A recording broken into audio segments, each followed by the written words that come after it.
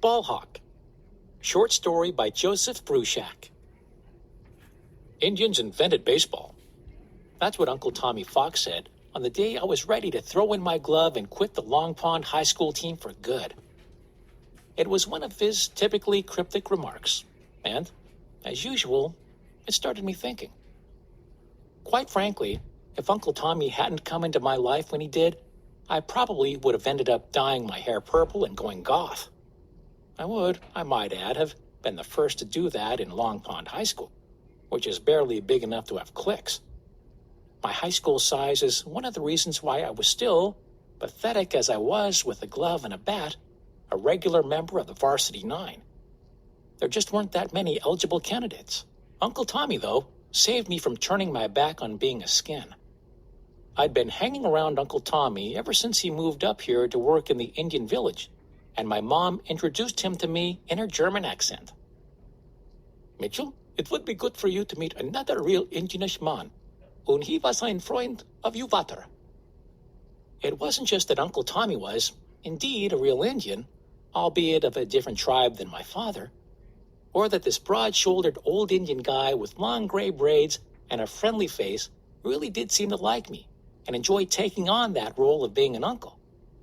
Or that he knew more about being Indian, really being Indian, than anyone else I'd ever met. He also had a sense of humor, and we both needed it when it came to me and baseball. For some reason, everyone thought I should be playing it. True, I'd always been good at other sports like football and wrestling, but baseball had me buffaloed. My mother had gotten it into her head that being an Indian, I should, of course, not just play baseball, but excel at it. Even striking out in 19 consecutive at-bats had failed to disabuse her of that certainty. Why baseball? Well, as little as my mom knew about American sports, she had heard of the Cleveland Indians and the Atlanta Braves, so she figured it was a game that honored Indians, and thus I should be part of it. Yeah, I know. But try to explain to an eager German immigrant mother about stereotyping and American Indians being used as mascots. Plus, my dad had been a really great baseball player. He'd been playing armed forces ball when Mom met him in Germany. He was the best baseball player in the history of our family. He was even better than his grandfather, who'd played baseball at the Carlisle Indian School and in the Summer Carolina Semi-Pro Leagues with Jim Thorpe. On the ball field, my dad was unstoppable. He could hit almost any pitch. If he'd had the right breaks and hadn't gotten his right knee ruined when he was in the service, he could have gone pro. We played pitch and catch together almost every day during the 7 years we shared before his truck was hit head-on by a drunk driver, leaving his half-Indian son to be raised in the sticks by the wife he had brought back with him at the end of his tour of duty with the Marines, which had concluded in Der Vaterland. Anyhow, going back to that day when I was ready to pack it all in, it was a game we were sure to win. But even though we were leading the Hurleytown Hornets by a score of 6-0, and it was the bottom of the 7th inning, I still had to take at least one more turn at bat. When there's only 12 guys in your whole team, and you're the center fielder, you can't avoid it.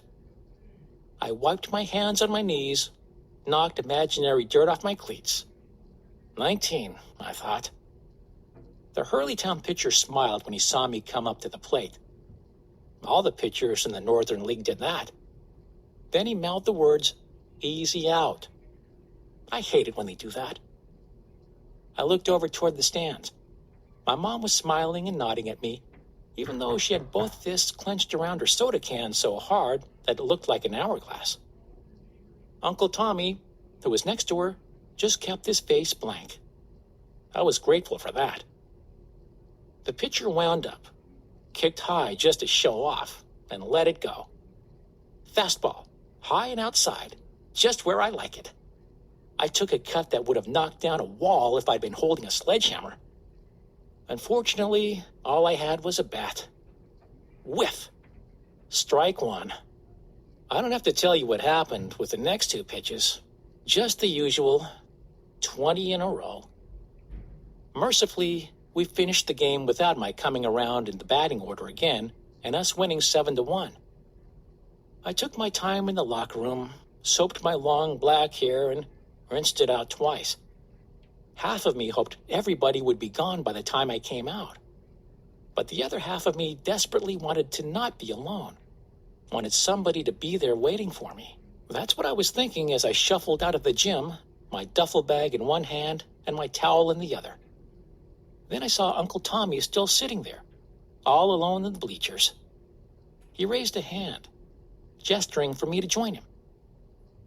It might have been my mom who encouraged Uncle Tommy to stay around and wait for me, but maybe not.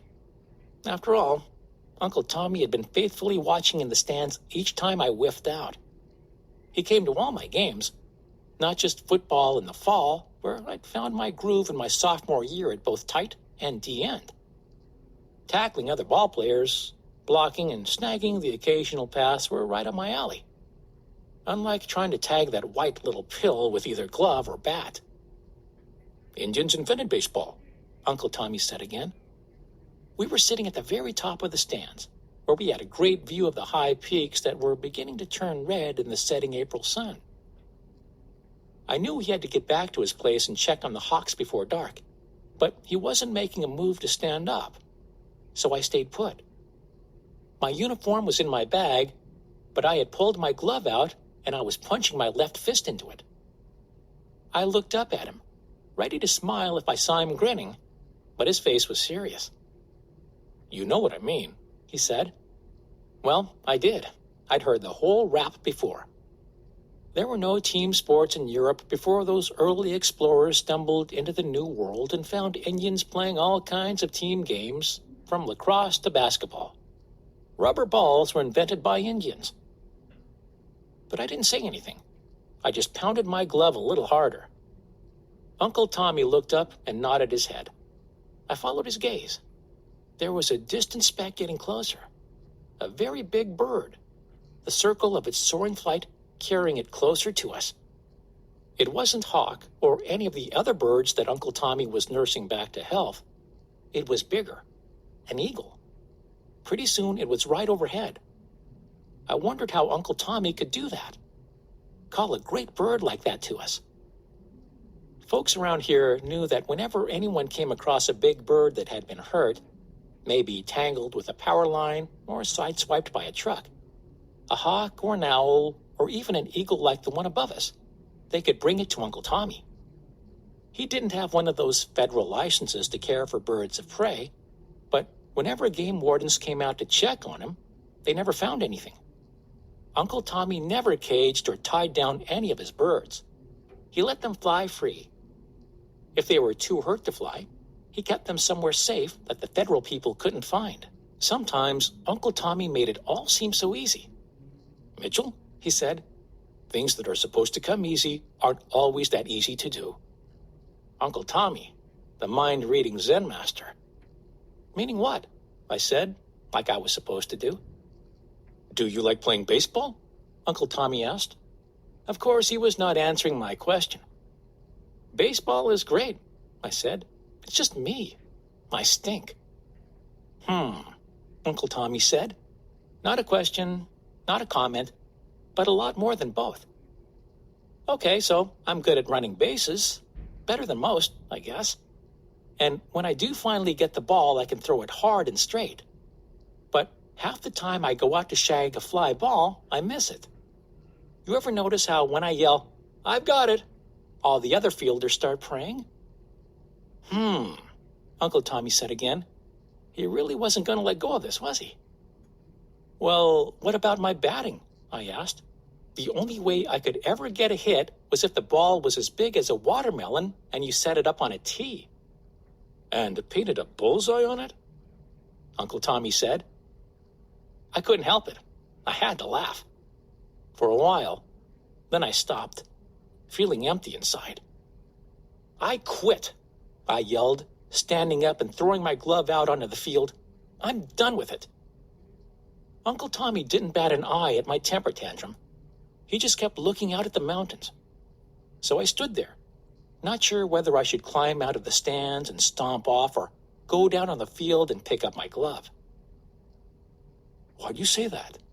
Uncle Tommy finally asked in a soft voice. "I hate this game." Uncle Tommy shook his head. Why did you keep playing it so long? Because the other guys won't let me quit. No, because my mom wants so bad for me to play baseball. And why is that? Because she's got some idea that Indians should play baseball. Why? Because there are teams with Indian names, right? I looked over at Uncle Tommy, and he shook his head. Mitchell, he said, I knew your dad when he played ball at Haskell Indian School. My playing days were way behind me then. But I was there teaching in the crafts program. He was good enough to have pro scouts looking at him until he decided to go with the military instead. But even then, he was a star on those armed forces teams. I started crying then. Uncle Tommy was right. My mom wanted me to play baseball because she knew how much Dad loved the game. She'd met him when she came to one of his games on the base in Germany. She fell in love with the way he ran like a deer after hitting the ball over the fence. Then she fell in love with him. But he'd never be here in the bleachers to watch me play the game he loved best of all.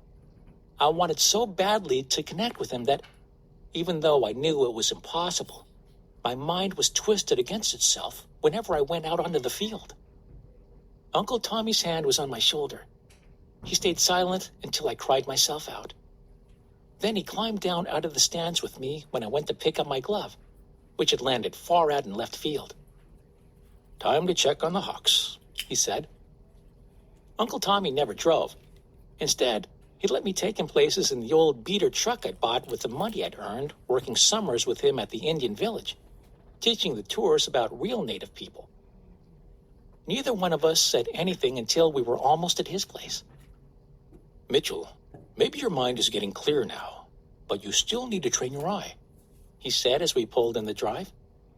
We'll start tomorrow morning.